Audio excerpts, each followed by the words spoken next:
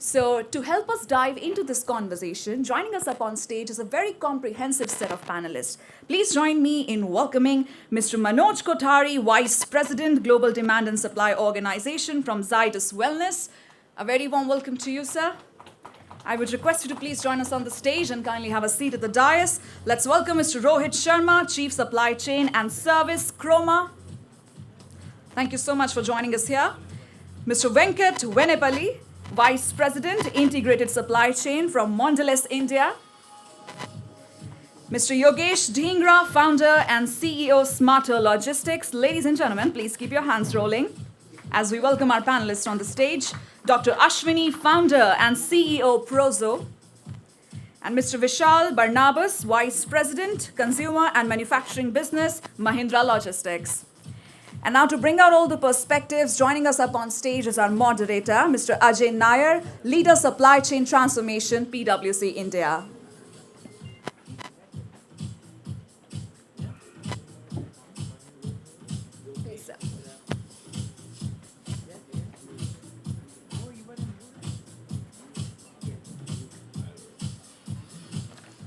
Over to you, Mr. Nair.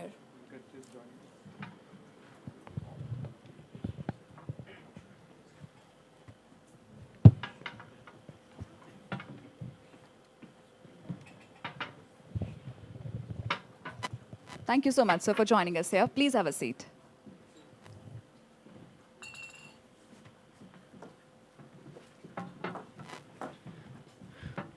Okay, good afternoon. Post-lunch, I don't know how exciting it is going to be for the rest of you, but we'll try and make it as interesting for all of you with all my co-panelists.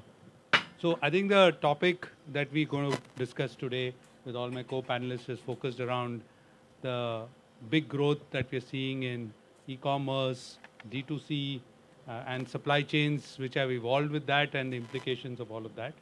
Obviously, implications right from infrastructure, digital solutions to what it means in terms of service expectations have been evolving. I think the pandemic did this big thing about really scaling up this part of the supply chain. But one of the things it has also done with consumer behavior is that the intent and the interest of consumers to go more and shop online has significantly increased. But at the same time, in one of the researches that we did recently, consumer research, consumers are saying that availability is still a problem, and hence, how do we really trust and manage this whole model of online, and should we go try multiple retailers and solve the problem, and hence get eventually availability of product. Consumers are not ready to wait, so speed has become a big issue and an opportunity, I should call it. So in summary, this consumer shift which is driving this explosion of growth in e-commerce and D2C supply chains, that's the big opportunity. I think as we are looking at this topic, I'll start with you, Manoj, and get to hear your perspective. This whole area is growing, and you see in various categories and from your sector standpoint and what you've seen.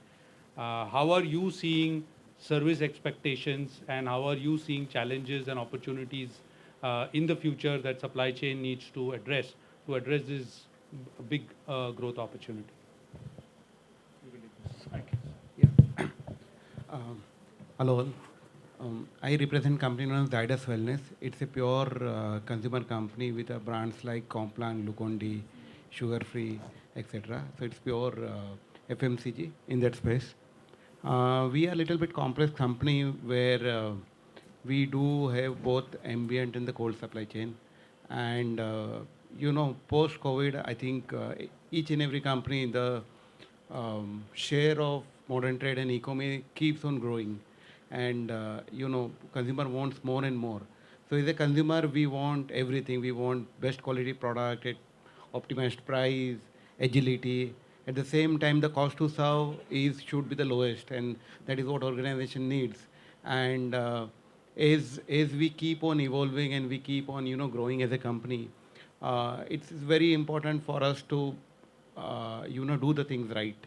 And it's somebody talked of art and science. I think it's both art and science, and add to this the layer of seasonality. So our major portion of business is seasonal, comes in summer. So this year summer was not there at all. I mean, in north part of India. So you make products in anticipation and deliver in anticipation of summer. And summer was very good till maybe mid-May, and suddenly it was the wettest month of May in north of India.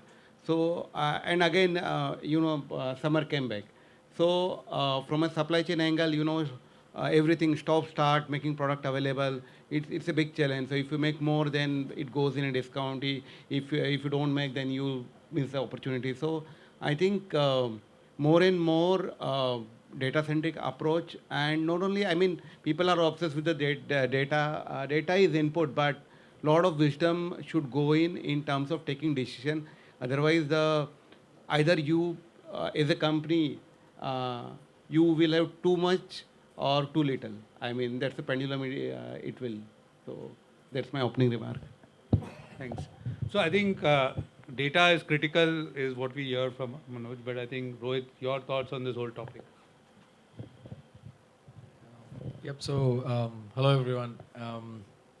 Thanks for this opportunity to share my views on a really interesting topic. I was listening with interest. Pharma, consumer electronics. You would think we are as far apart as can be, right? Guess what? This start-stop summer was equally tough on us, right?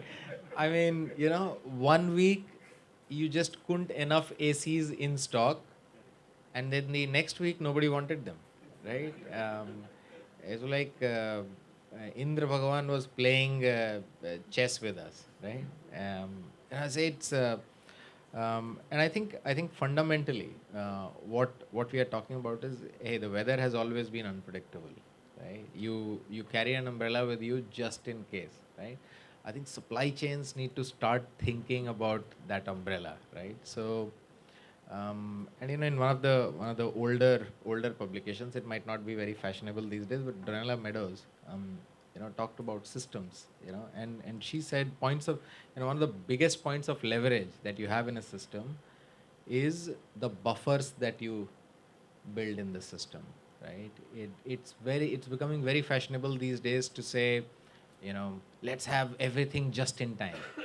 Let's have 1.5 days of inventory in the warehouse, right?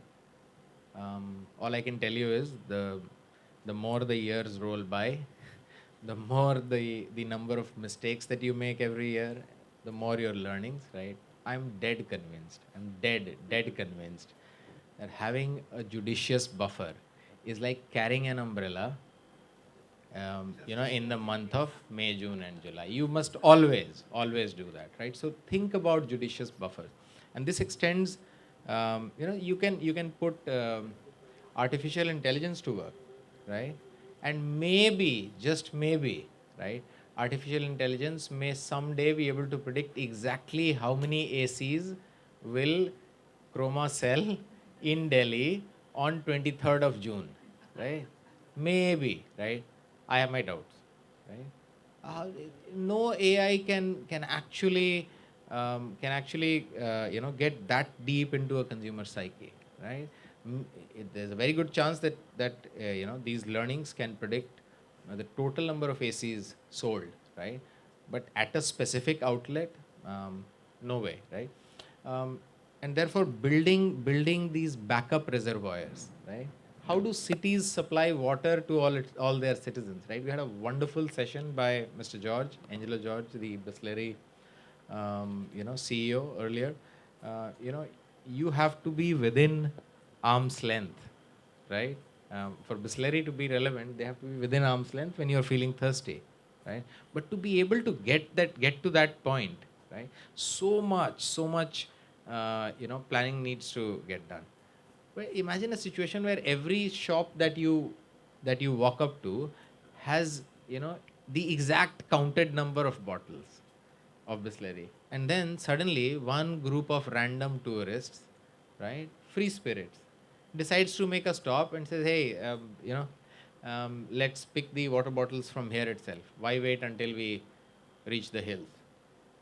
all gone, right? The next 50 customers are going to go dry, right? And they are not likely to make a stop on their future. So I think maintaining buffers, it's a very old-fashioned idea, unfortunately, right? In the world of AI ML, I'm asking us to, take half a step, quarter step back, and build buffers in our systems. So on stock, I think you talked about, Mr. Nair talked about maintaining, availability, right? It's super critical, right? The only way that you can be certain of making zero sales is if you have zero availability of that SKU. As long as you have one item sitting on the shelf, there is an infinitesimally small possibility always that you will be able to sell some. So I think getting availability right is important. Don't try to put too fine a point on it, right? The art and science. So the science will get you in the ballpark, and the art is about adding a judicious 5%, 7%, 10%, right? Go with your gut. It's not going to lead you too far, right? Feel free to overrule your super smart data analyst straight out of,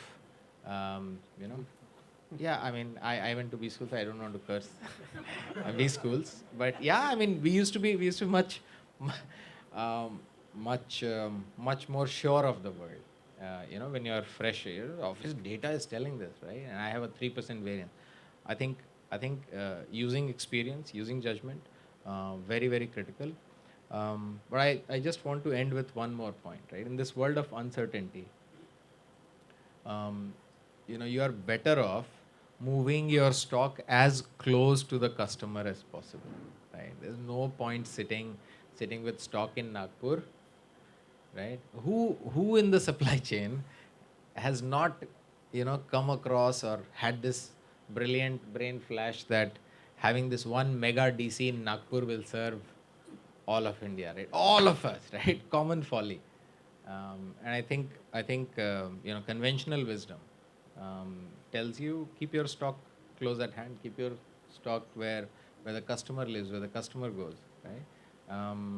I think Bisleri is a great example. Himalayan is probably a good example as well. So, brands that move closer to the customers are still kings, right? And while we are talking e-commerce, I just make a last point. Brands that have taken the pains to grow their network to thousands of outlets over 20, 30 years, they have a superpower. They are already way closer to the customer than any online giant will ever get, right? So remember that. Don't write off offline even as you double down your bets on online. Online will grow. Online will grow faster. Offline is here to stay for good. You want an ice cream in the next 10 minutes? You're not going to place the order on, whatever is your favorite food. You just walk out and have the ice cream. And by the way, that's the coldest, most chill way of having it, right? So offline, equally powerful. Those are really the thoughts that I had. Thanks, Rohit. Good contrarian view of looking at a judicious amount of buffer to maintain, but thanks for that, versus data from Manoj. No, but it's important to have that perspective also. Maybe I'll just go next to Dr. Ashvini. Your thoughts on this topic of service expectations versus this whole growth of these new channels, and really they're growing so fast. What are you seeing your customers managing and dealing with this from the service provider standpoint also? I think if we go back to this conversation itself, we are saying that supply chains are becoming way complex than they used to be. The second thing we are saying here is also that we need to maintain buffer at every level. Every business will have a different requirement, right?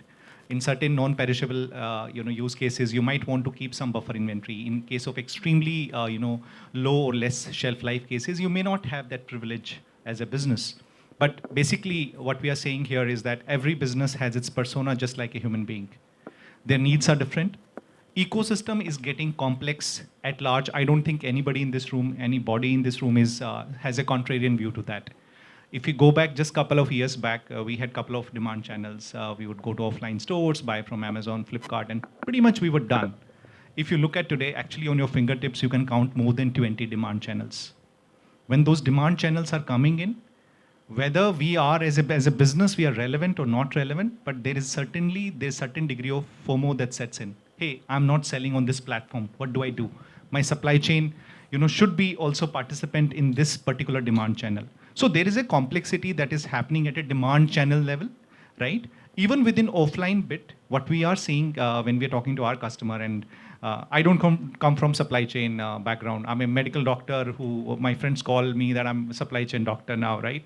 So for first 7 years of my life, rather 12 years of my life, including medical school, I understood human bodies well. And for last 8 years, I'm trying to understand supply chain bodies well, right? And I think both are equally complex, right? You have a headache, you really don't know what is the origin of headache. That could be as simple as a head injury. That could be originating from your stomach. Same happens in a supply chain. You don't have your ice cream or your whatever you want to buy on the nearest store. That could be a local replenishment problem. That could have been a Nagpur centralized DC problem, right? So I think it's fundamentally supply chains are complex, right? The second big, movement that we are seeing, we are serving close to 100 enterprise grade supply chains now, and some of the very marquee brands, is that offline customers and offline channels are also equally demanding. So our view is that, D2C customers are demanding. If you go back, right, and some of the veterans who've been in this industry, a distributor is going to really eat your flesh if you don't deliver in time, right? After 12 hours, escalation starts. Right? And we're serving so many offline brands, enterprise-grade brands. Their sensitivity to those SLAs and TATs, trust me, is equally, if not more than a D2C or a B2C environment. So per se, the second big theme we are seeing is fast fulfillment in a multi-channel environment. So demand is getting broadly complex, more and more demand channels, right? Influencer-led platforms, Q-commerce, horizontal commerce, vertical commerce. Fast fulfillment is as a phenomena, is relevant for both kinds of businesses. And the third thing that we are seeing, while one of the panelists, right, in the previous session in the other hall were talking about that a lot of brands are trying to premiumize and all. But I think despite that, we are seeing that in general, the competitive intensity is a lot more, right, among the brands that are there in the market. So a lot of offline brands or legacy brands are innovating. They're going into new product categories. They're trying to be out there. At the same point in time, digital native brands are also trying to get into their forte. And then marketplaces, they are also launching their own private labels. So in general, there is a bit of competition there, right? In certain categories, it could be lesser. In certain categories, it could be more. But there is a play there, right? And that play, combined with complex demand channels or large number of demand channels, which brings more price symmetry, is giving a downward pressure on the margins. Because you have more price symmetry, and you have more and more players in a sort of fairly competitive market. And the third element that we're seeing is when these brands are going to these many channels, many of the brands who work with us, they're running a separate e-commerce warehouse. They're separating a larger DC for their offline demand channels. Some are having a regional play, the 7, 8 regions, some central mother warehouse. But in general, these brands, their cost of serving is going up and up. For the per unit of order served or per unit or per rupee of sales revenue earned, the money that was spent, whether in the form of direct cost or indirect cost, is going up because of all these factors. So the reason I'm telling slightly longish story here is because if you put these pieces together, that's where every supply chain leader has to find its play. Ever increasing complexity on the demand side.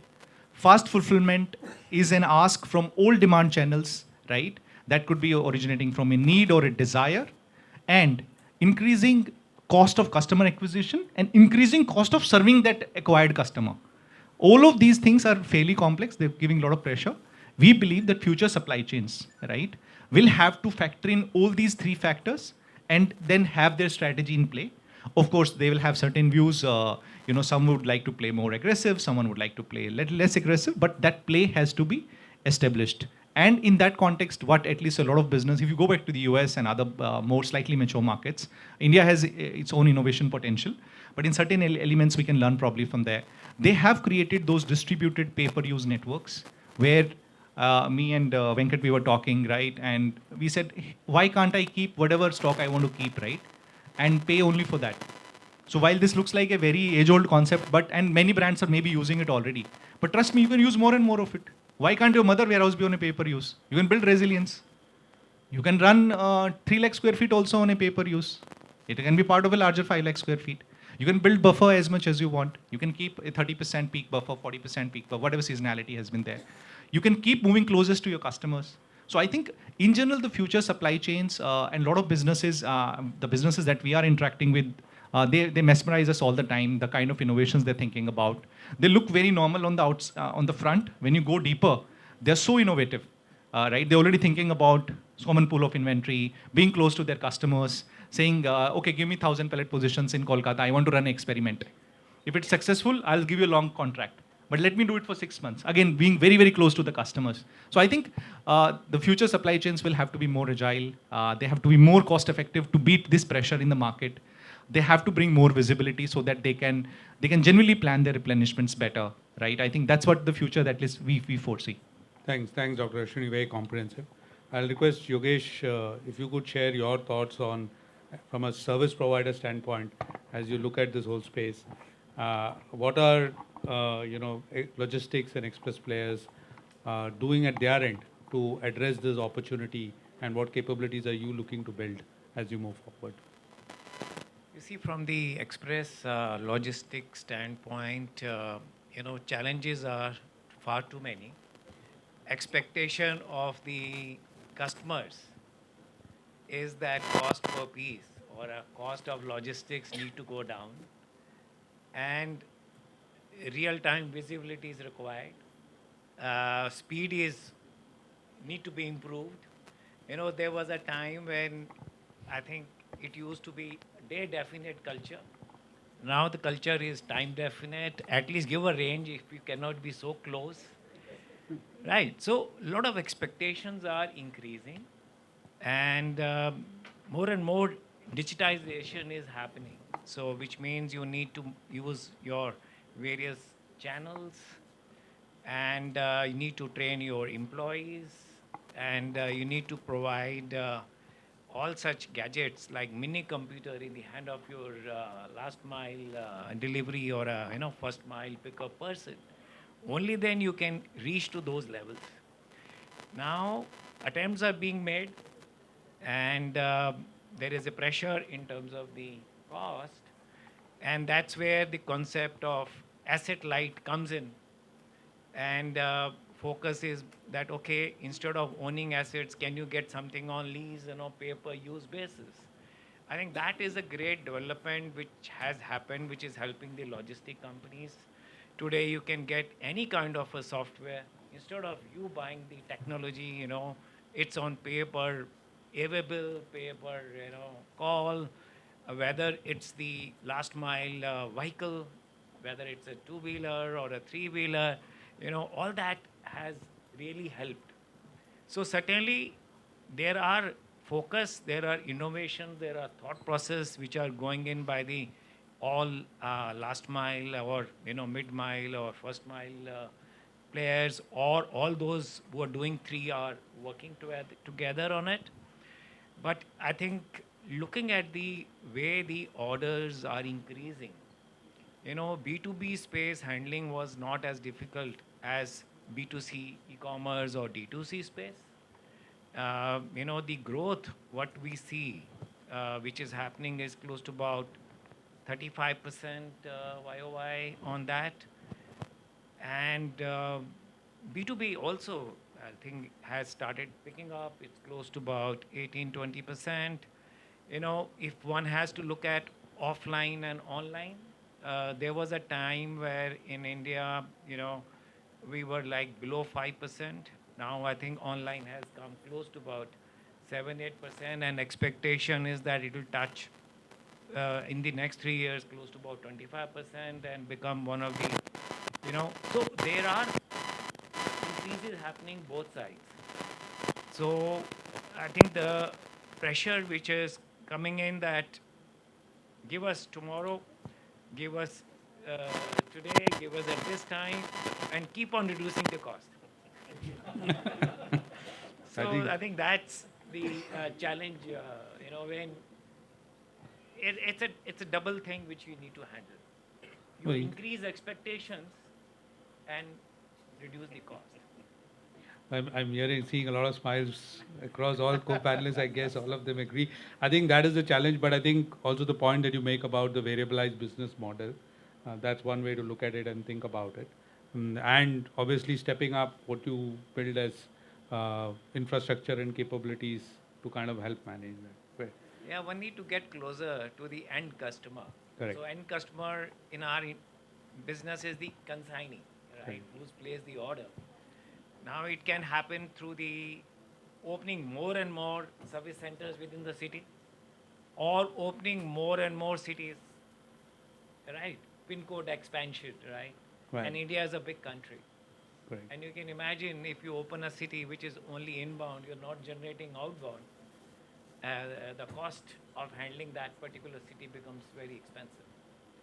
So basically, I think innovation is helping to address those cost issues, and technology is supporting to scale up and reduce the cost per piece. Fantastic. Vishal, your thoughts on Yeah, on this thanks, topic? I'm glad I'm sitting next to you, Yogesh, because you resonated our pain so beautifully. Yeah, so I think I'm also going to talk a little bit from the lens of a logistics service provider, right? While Rohit very beautifully brought out the point of how it took me back 2 years ago when we were just getting out of COVID, and prior to that, more so on the engineering and automotive side, just in time was the word, right? The Toyota process defines inventory and categorizes it as a waste. Right? So there is lots of examples of how lean has been taken to the next level. Right? There is an automotive company in India which has zero inventory in the start of the day and at the end of the day. So that's how lean it went. But then I think God realized, let's wake these humans up a bit. It's not about lean, and it's about getting agile, and how important that buffer stock is, right? So connecting that dot, the way I see it's a huge change in the consumers' expectations from the market, right? While everybody spoke about how they need to reach closer and how they need to have shorter time, I am representing that side of the business which actually executes it on the ground, right? Yogesh said, I mean, that's the conversation I have with most of my clients, is every year they want to see cost reduction, right? And every year my board wants to see margin improvement. So we are beautifully caught in the middle, right? And so therefore, it's not that there's no way out. I mean, there is definitely a lot of things that are happening. The entire spectrum is changing. I think the canvas has changed. Now, if you look at last mile delivery for, I can't talk about everything in the next 2-3 minutes, but I'll focus on one piece which impacts all of us. And that's last mile delivery. There are lots of things that have changed. The customer expectations have absolutely gone bonkers. People delivering in 10 minutes, and if it becomes 12, also they put a feedback, didn't arrive in 10 minutes. Right? There is a man who goes to a shelf, picks up something, gets on his bike, wades through traffic, and just to make sure it is 10 minutes, sometimes risks driving faster than he should. Right? So somewhere, that's driving a lot of things. And therefore, what we as companies are trying to do is try to put lots of tech, lots of monitoring, see how we can optimize, use lots of, now we are trying to experiment with AI to give us, real-time analytics to tell us which is the optimal route to do and all of that. And that's what the future looks like, right, for us, is going closer to the customer. It's very true. Now, there is these micro-fulfillment centers. It's a good concept when it's discussed. The idea sounds great. The consumer is happy. But I think, Yogesh, we go bonkers when we start setting up micro-fulfillment centers in pin codes which have got high-density population, right? So that's that side of it also. So somewhere that balance needs to come is what I feel. And at the same time, I think what Rohit said is keeping buffer stock. Now that buffer stock is also bulging spaces, right? And also it's not not like there was a plan post GST. What we started thinking, everything is going to consolidate into massive warehouses. We'll go high tech, we'll go automated, and we'll put robotics in and then deliver across the country. But that's not what's happening. Everybody wants to go closer to the customer. So earlier, pre-GST, it was because tax regime was different. Now post-GST is because we need to be closer to the customer. So actually, that canvas isn't changing, right?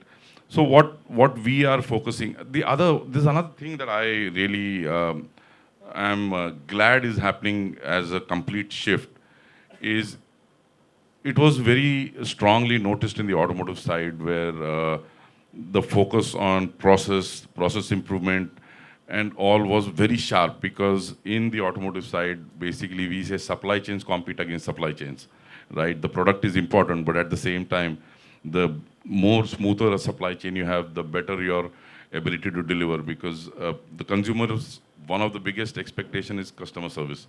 How are you going to give me service? So there are cars which may not be the most beautiful cars, but since you can get them serviced in 55 minutes and drive home after having a sandwich in the dealership, people still go and buy those cars, right? So that also matters. And therefore, the same kind of a feeling on the consumer side, a lot of the consumer products companies are also looking at how you service your customer, how do you deliver to them. I have customers who are now trying to try their own delivery system or create their own B2C channels, right? While there are these giants marketplaces, but there are customers who are talking to us, can we set up 6 centers across your various warehouses and give us 5,000 square foot space? And we have now launched our app and we want to see how we deliver direct to customer. So that's another shift that's happening. A lot of brands are looking at trying to develop that. And just before I end, I think I just want to concur completely with Rohit. The physical stores will never go. And it's true now more than ever that there was a feeling during the COVID that, you know, you can get everything at home.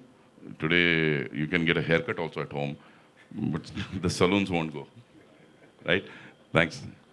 So thanks for that, Vishal. I think you brought out well the aspect of speed and the need for speed and fulfillment. And I'm just going to shift to Venkat to understand. Sure. You know, I agree that offline stores will always be there, but there will be some add-on to this.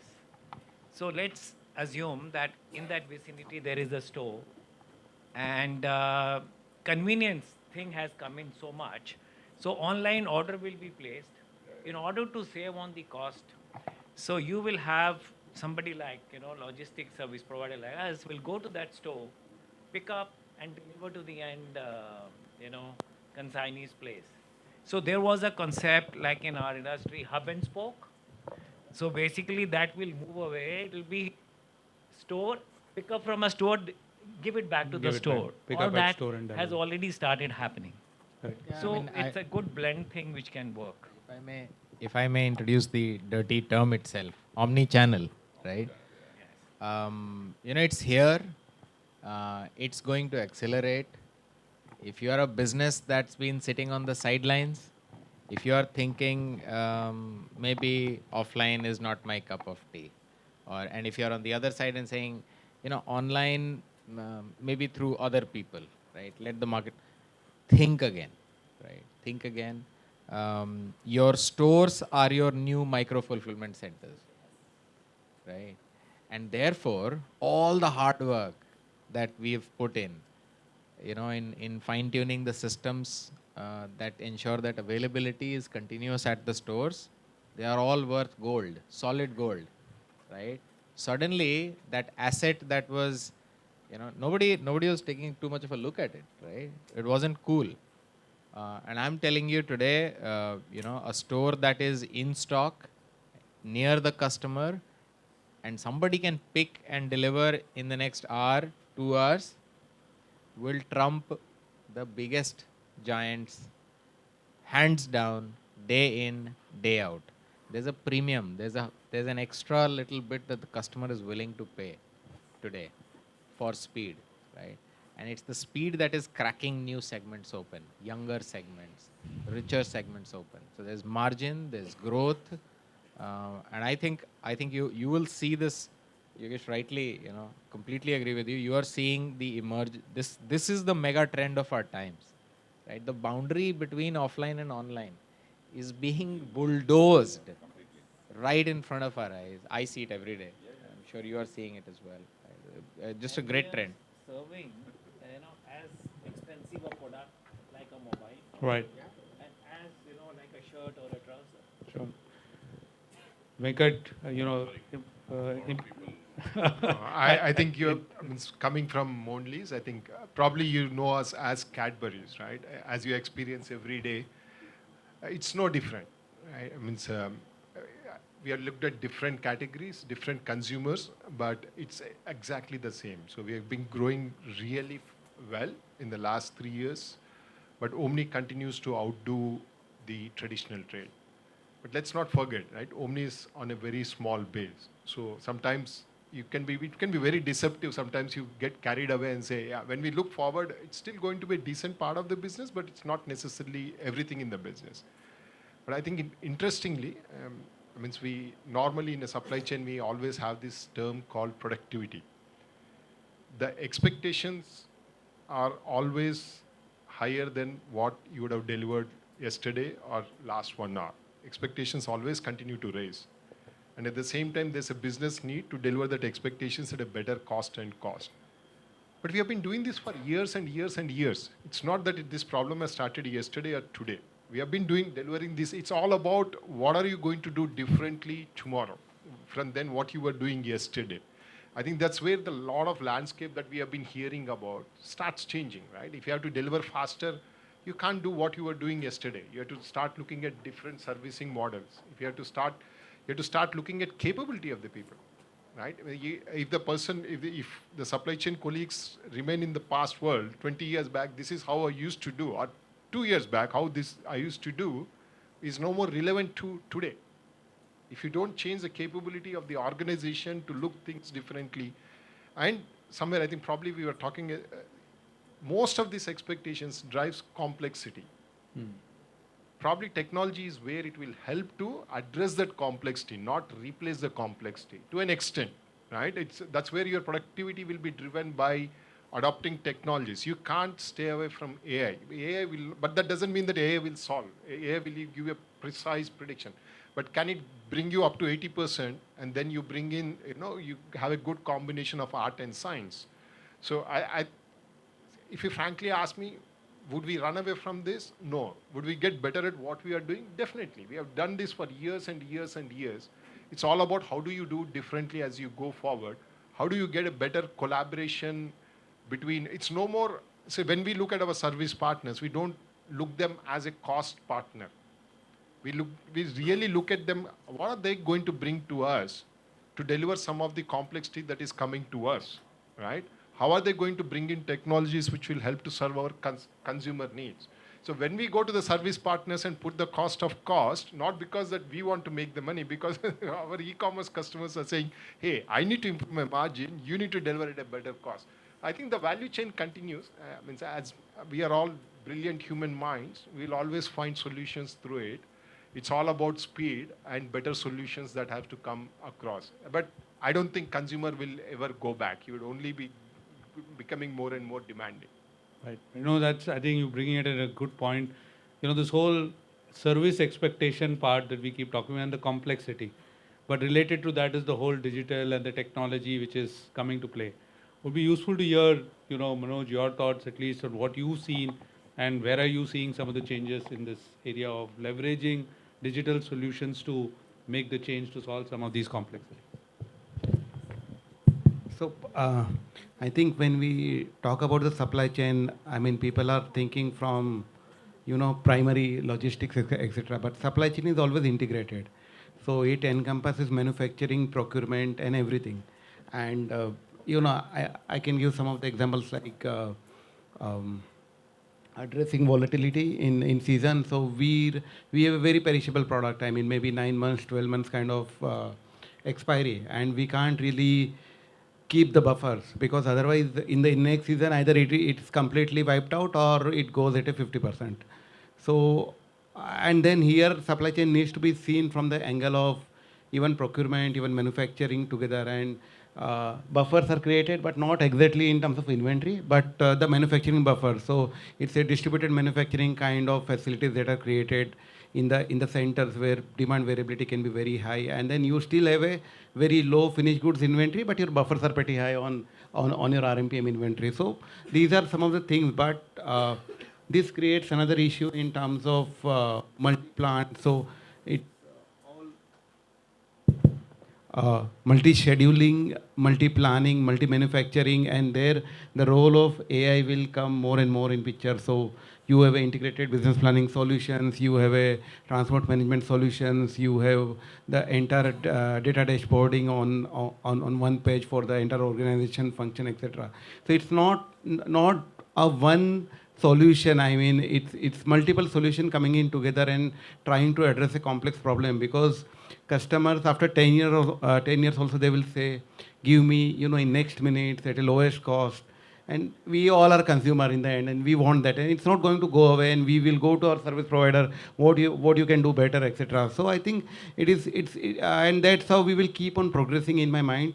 And again, I mean, Venkat talk about the capability of the people, and one of the bigger capabilities is unlearning the things what we say and embrace the future. So that's important.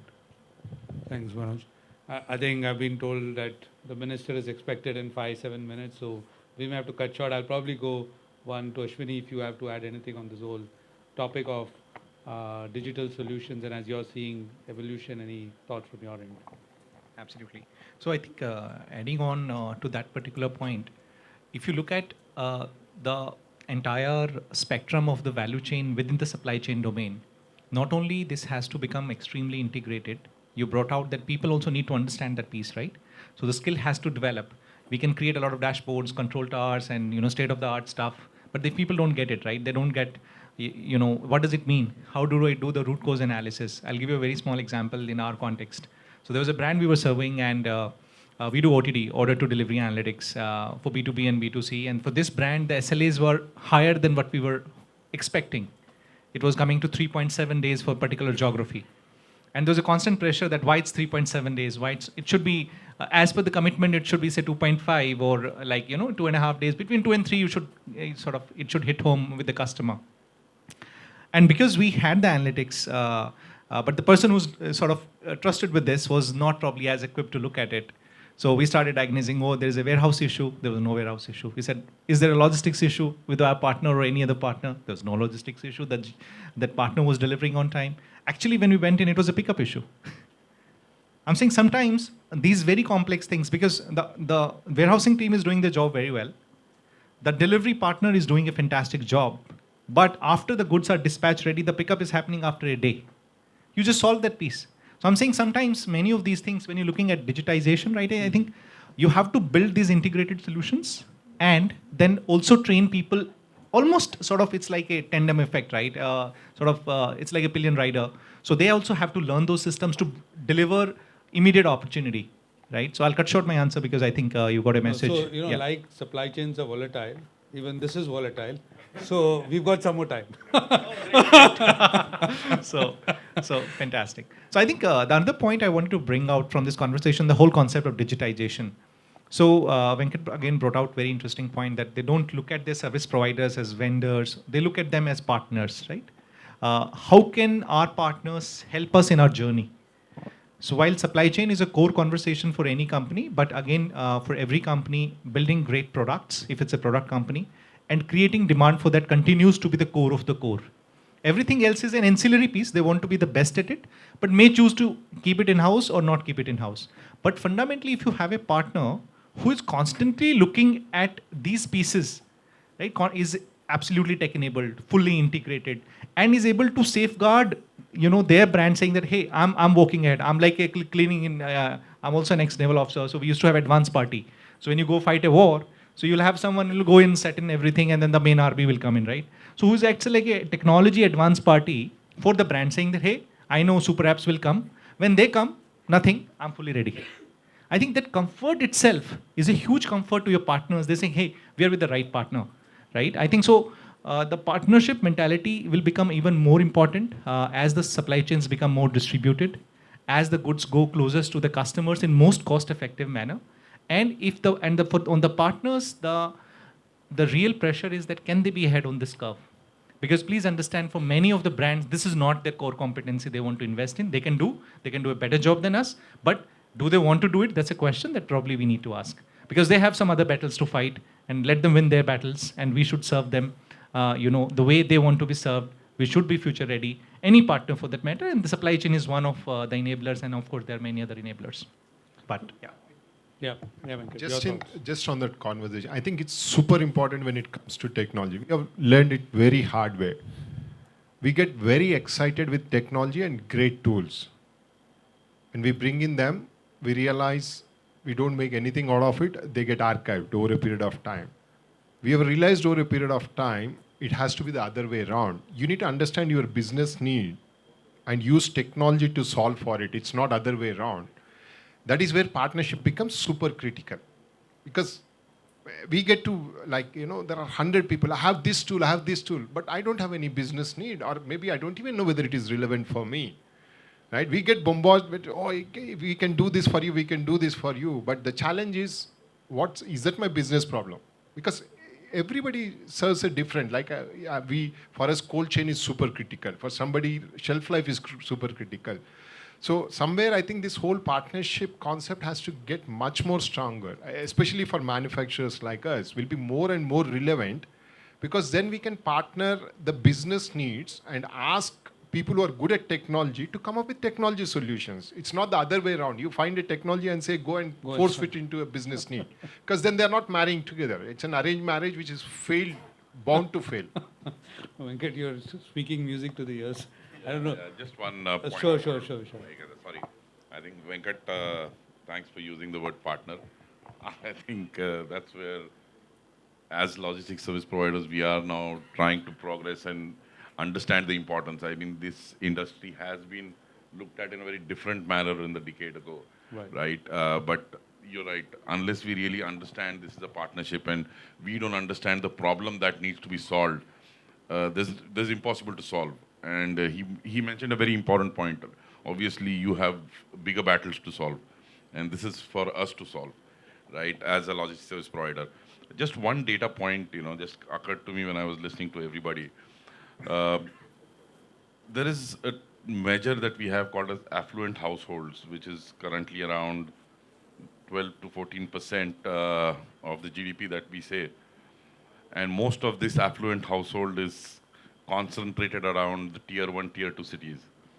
So I had an opportunity, I read an article somewhere where in the next 5 years, apparently that number is looking to go to 22%. And most of this growth is in tier 3 and tier 4 cities, right? That just makes managing supply chains easier. What do you think, Yogesh?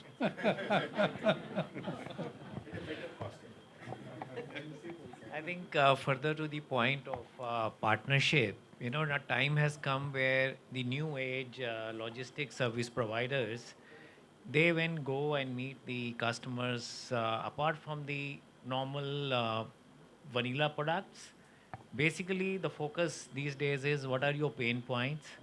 How can we work together to give you a solution? You see, we are not God, right? But trying, to best to see how we can design or customize a solution for you which addresses your pain point. But problem which we are facing, where I think, let's say if there are 100 corporates, so 20% of the corporates give really value to this thought, but 80% of the corporates, don't really give. They just go as per vanilla products, and this customization part is not given that importance. I think the ecosystem of partners in leveraging digital is going to be the differentiator going forward, the future of supply chain. That's clearly the thing. Rohit, your thoughts on the digital aspect and as you are seeing things in your perspective? I think, the era where you had a choice on, how tech savvy your supply chain will be, long gone. Table stakes. So I think, it's a given. I I'm trying to deliberately be the contrarian, so please bear with me.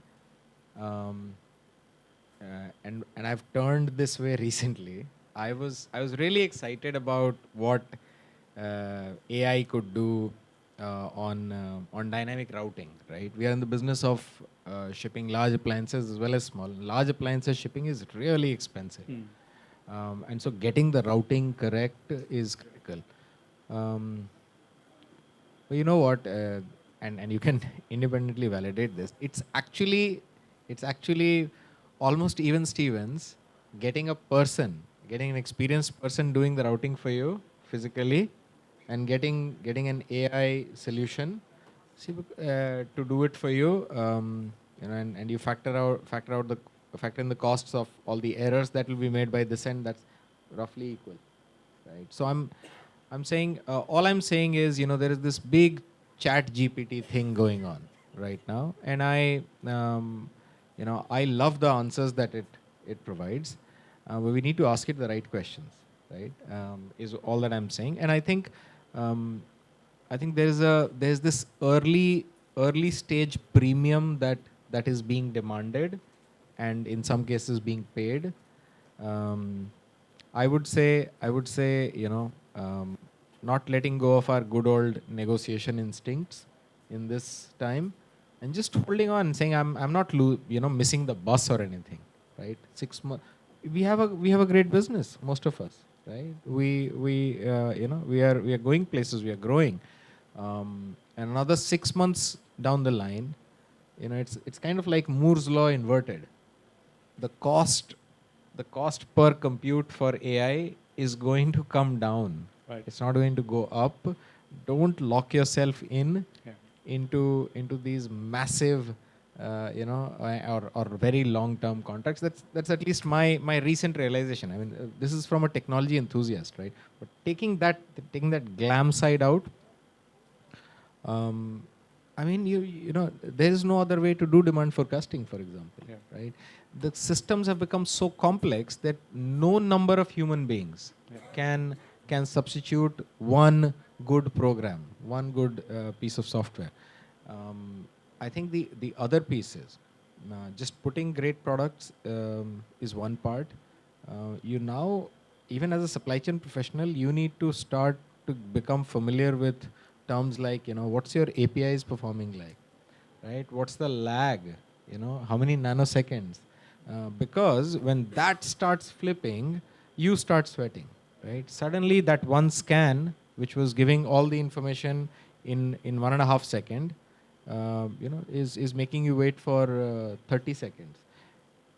And everything from productivity to speed of delivery to, all the other good things starts going down the drain, right? So tech, is a great enabler, but it's like the gas cylinder at home, right? It's a great enabler, right? But you need to use it with caution, right? Or it can blow you up, right? So that's the only note that I would leave. Oh, thanks, Rohit, for that. I think, the gas cylinder one is a very difficult analogy to go with, but I think it's a very interesting point to bring out, the whole point on user experience. You miss those seconds of the scan and it gets delayed. The impact, your dependence on the technology and the impact it has on the whole supply chain is going to be a big thing. So, clear thing. I don't know, Ashvini, you want to add something? There's a small example I wanted to add on the digitization front. It was it's a very interesting anecdote. We were serving an FMCD client, and the client, initial conversation, it was like, how's tech? Great. We have got ERP. We pay a ton of money for that. I said, great. You can see real-time stock. Yes, we can see. Can we see the pickup locations? Yes, that is also fed in. We upload Excel. Right? Then said, do we do pick path optimization? Hota hai. So the guy knows where to pick from. That is a pick. So what I'm saying is, I think, while, and he said it very important, there are great tools out there, but if you don't consume them, and I think it's onto the new age logistics leaders that, when you are very senior, probably you haven't even looked at WMS since the last 10 years. But trust me, it's like just a human and human. The two humans are very different. A WMS and WMS is very different.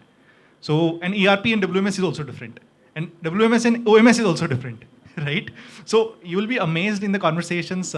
I speak to at least more than 100 clients a month. I'm extremely focused. For me, it's an interest area. And it's so amazing insight for the same client. And the beauty of technology. We just did one small innovation there. We understand D2C freight very well. Every FMCD comes with a spares operation. Spares operations are very human driven. Very few companies genuinely have tech enabled it. Everybody will have a WMS until you go to their warehouse, right? So everybody will have, unless there one guy who knows spares takes leave. Unless that everything is perfect, right? So we said, okay, great. I said, give me the metadata. We would like to enable and we will to auto-allocate the loads in a freight system. Because sometimes spares are as 2 kg, 3 kg, 4 kg. And in PTL, when you do part truck loads, you have to give minimum threshold. Okay, minimum 7 kgs or 8 kgs. Every PTL shipment was going as 8 kg. We just said, let me put a D2C engine to it. Because if you're 2 kg shipment, you should pay for 2 kg. Why should you pay for 7 kgs? And I'll auto-allocate. And you know what? You choose for which of your CRCs you want to send by air, which by express, which by surface. And you only pay that much. We kept a healthy margin for ourselves. Still, we were 30% cheaper. So what I'm saying is that the fact that the client was mature enough and they had that respect for us, that they listened to us, they said, allow us to do it. If you don't like it, uproot it, throw it away. Doesn't matter. But we believe we can add it. So I think a lot of this technology is out there with many partners, the great supply chain companies in the country today. I think we're at the cusp. The great tech products out there. And it's an amazing ecosystem of service partners and the brands. I think a bit of better synergy, bit of deep dive probably would help. Maybe it helps me because I come from a non-supply chain background. So there's always a FOMO. Do I know enough? Right? So I keep sort of diving deep, But I think we find a lot of such interesting cases in every segment. In FMCG, once we had, so when you serve as Zepto versus some other, every Q-commerce will have a different shelf life requirement. So your ERP will say, do you have a shelf life requirement? Yes, my ERP can handle shelf life. Great. Then you say, can it handle order level? Can it handle within an order at SKU level, saying for this kind of SKUs, for chocolates, I need this. For milkshake, I need this. So if you look at the requirements are so much fungible now, they're changing so fast that if you don't know how to put that technology at the right place, I think sometimes probably the beautiful supply chains won't get built up. Fantastic. So I think probably that's what we have time for, gentlemen. Good discussion. I hope all of you all have heard enough about the service expectations versus the cost debate, since we had an equal mix of manufacturer, brands and service providers in the discussion. But I think and also in the digital part, I think it's interesting learning about saying that look at the business problem, but more importantly, work with ecosystem of partners and don't, just be focused on your problem and not expand that problem statement to ecosystem of partners and work along with them to solve the problem. That kind of transparency is important. Otherwise, managing resilience in this current world is going to be extremely difficult. So thank you, gentlemen, and appreciate your time. Thank you.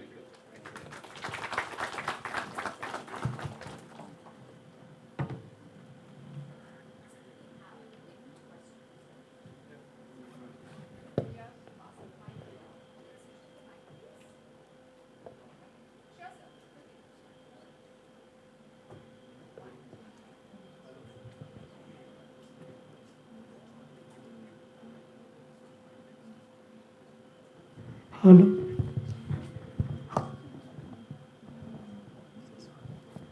Hello, my name is Vishal Sanghvi. I'm from Mumbai. I'm we are Innovation and Business Accelerator. My specially address to the Rohit sir and Vishal sir. Is it audible? Yeah. Okay. Okay. So as we are, because there are startup Indian who develop the electronics consumer hardware actually. I see, people psychology about the big floor. Croma has a big floor. In a Mahindra, people coming to buy the car. So that time, if they attach to the electronics and automobile accessories. So is it possible to create the innovation zone in your floor for the startup community, which you product validate actually? Because some of the product which has a touch, feel, sound, experience actually. We cannot compare it with the price competitive. So there is no online e-commerce marketplaces require the floor actually. So it's possible such kind of give access to the startup community of India on Croma and road safety devices in automobile industry.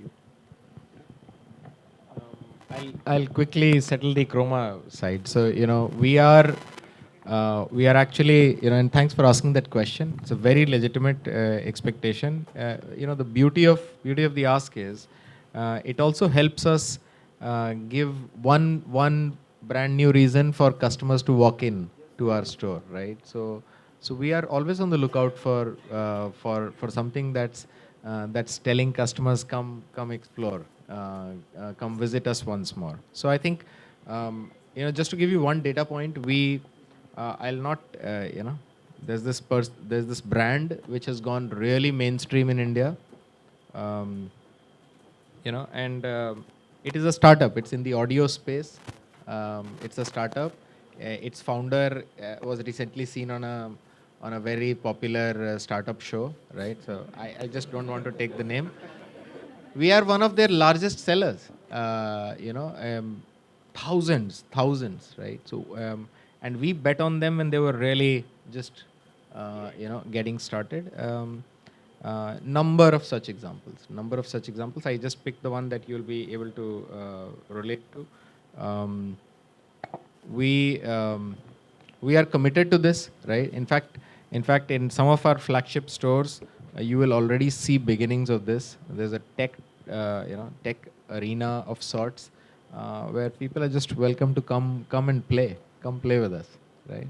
So, and I think shedding your inhibitions, being more in the moment, demanding more fun out of life, is the larger mega trend emerging in India as a culture, right? People are less uptight, right? So retailers will also follow suit, right? We'll also be less uptight about it, right? We will be more experimental, more open to adopting new ideas, new startups. Absolutely, always game. Yeah. So first of all, I represent Mahindra Logistics. So we don't deal in cars. We are a logistics service provider to customers like Rohit, right? So anyway, it's a great question. Actually, I think we should have mentioned it somewhere in this conversation. So, because the subject is future of supply chain, and the future of supply chain is the startups, right? So we have a very effective program which we run for the startup community called as Catapult. And this is the third year into this program. And we don't do the swanky stuff that you see on TV on startups. But what we do is we basically bring out 3 problem statements in the supply chain industry and give it out into the open startup community, and then ask them to present to us what solve they have for that problem statement. And then we pick up 9 to 10 startups and work with them for 9 months in the year.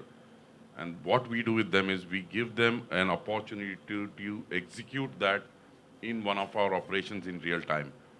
And obviously, we have programs. Now, this is the third year.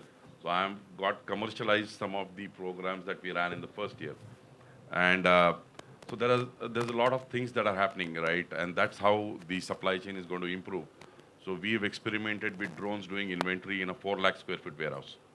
So normally we used to do inventory checks, which used to take us 3-4 days, which takes not more than 1 or 2 hours. Now the commercial execution is held up because lots of regulations and licenses. But we should get there. The minute it happens, I think most of our large format warehouses will have drones monitoring. So there's a number. I think we cannot think the way the startup communities are actually thinking. The kind of solutions they come out. Am I still audible? Yes. Yeah. So Google Glass came and went. It came and it pitched itself into the wrong market, I think. Is the retail market to find, nobody wants to find an ice cream shop with a lens. But we have done a very effective use case, reducing 38% productivity, improving 38% productivity in pick and pack, is using it in the warehouse with a smart camera mounted on the specs, which on the screen tells. Now we've also put a AI algorithm behind it. It picks up from WMS the pick sequence and then tells the fastest path to reach your locations. A lot of these things, and these are all coming from the startup community. So I don't think we, with such large organizations, are able to think like that. And therefore, we run this program Catapult very effectively. And if there's something you have to offer, I'll be really happy to talk to you on our next cohort. In the paucity of time, okay, one quick question, sir. Very quick question, please. Good evening, everyone. My name is Gaurav. So I think there's a lot of interesting conversation around quick commerce and how it puts so much pressure on the supply chain, right? But when you ask the consumer to start paying for like that 10-minute delivery, maybe some of the demand starts, sort of going down. Where do you guys see like the balance, or is there a balance, and is that balance there for a sustainable business model? Or just want to hear more thoughts around, where this might end and what it would look like. So I'll. What is the future of this 10-minute delivery model? See, there are three things: assumption, perception, and proximity. And the real estate is going higher side. And the main challenges is supply chain. Yeah. So. Sure.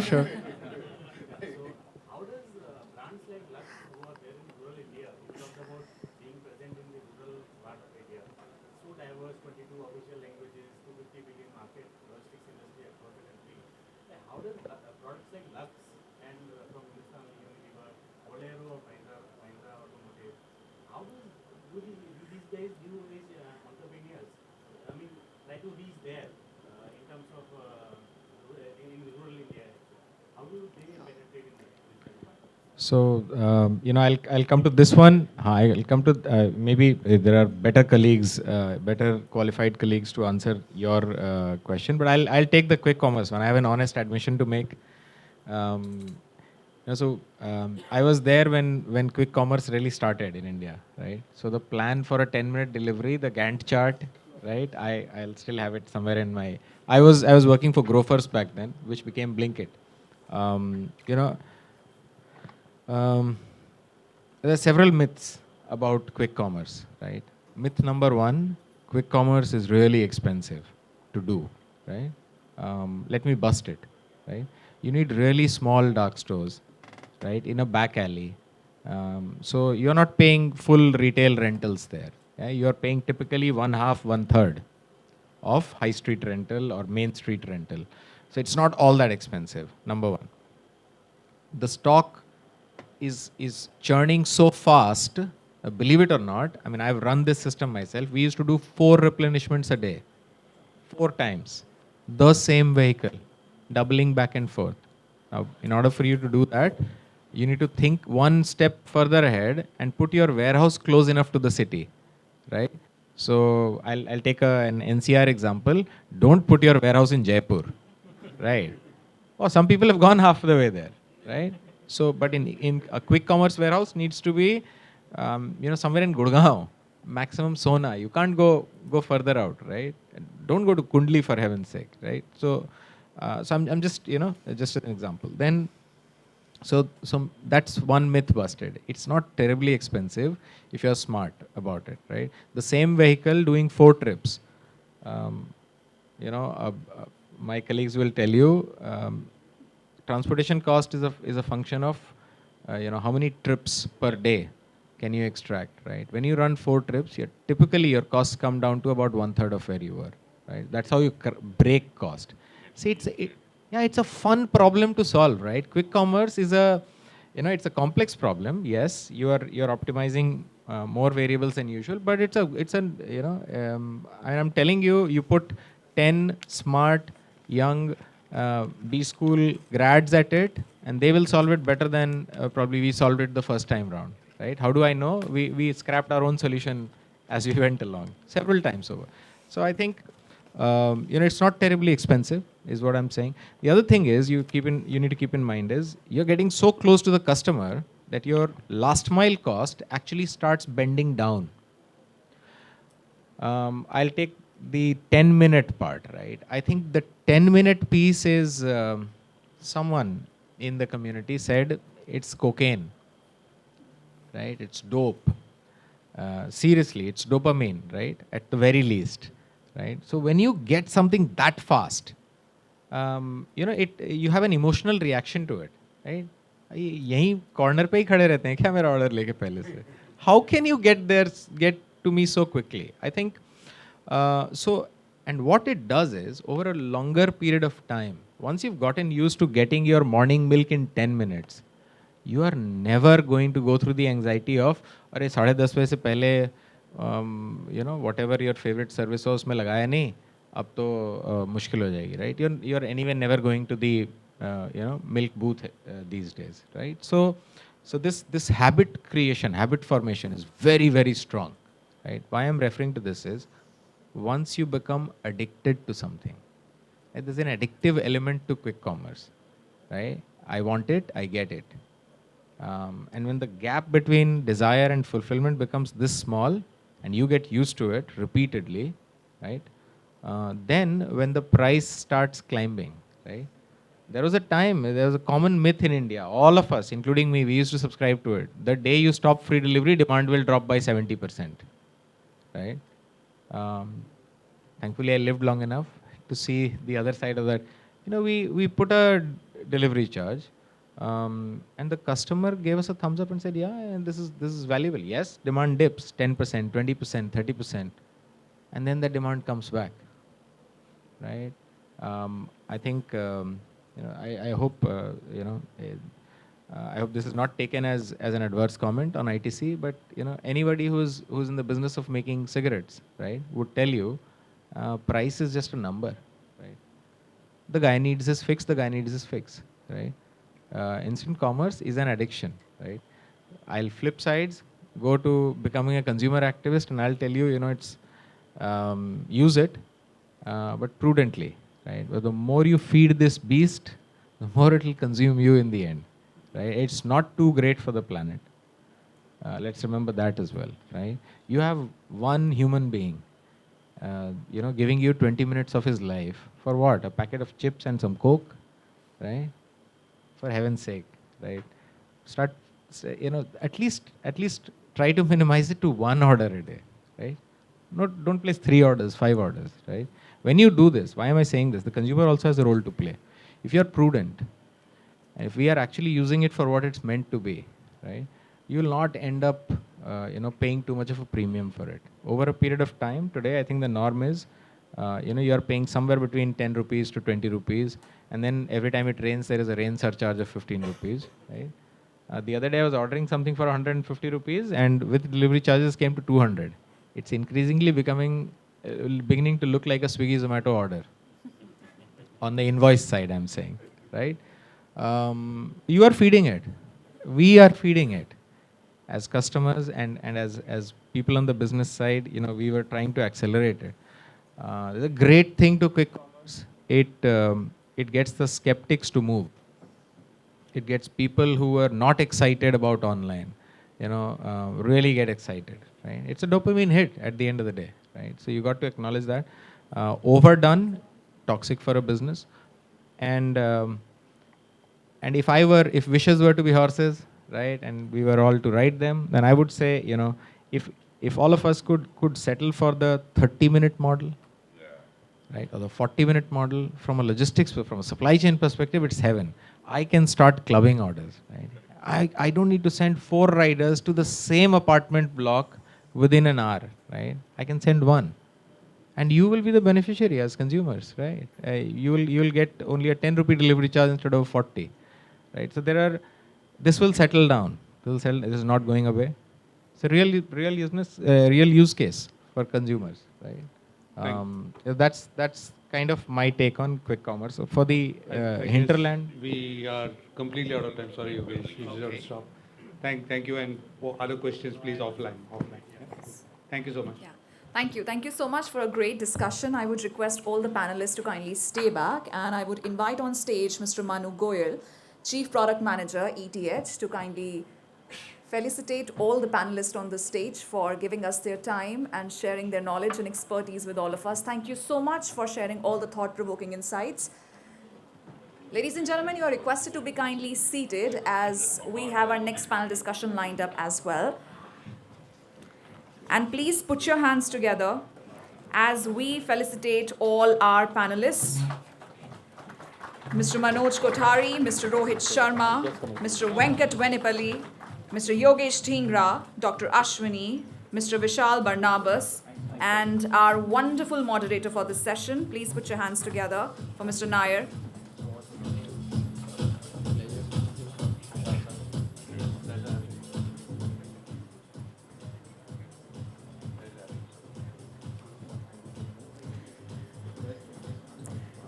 Ladies and gentlemen, well, you can join the conversation on Twitter and other social media platforms as well. Please make sure that you use the hashtag ETSCM2023. And thank you so much one more time to all the panelists. Please, you are requested to kindly come together for a group photo op. Let's show those happy faces to the camera.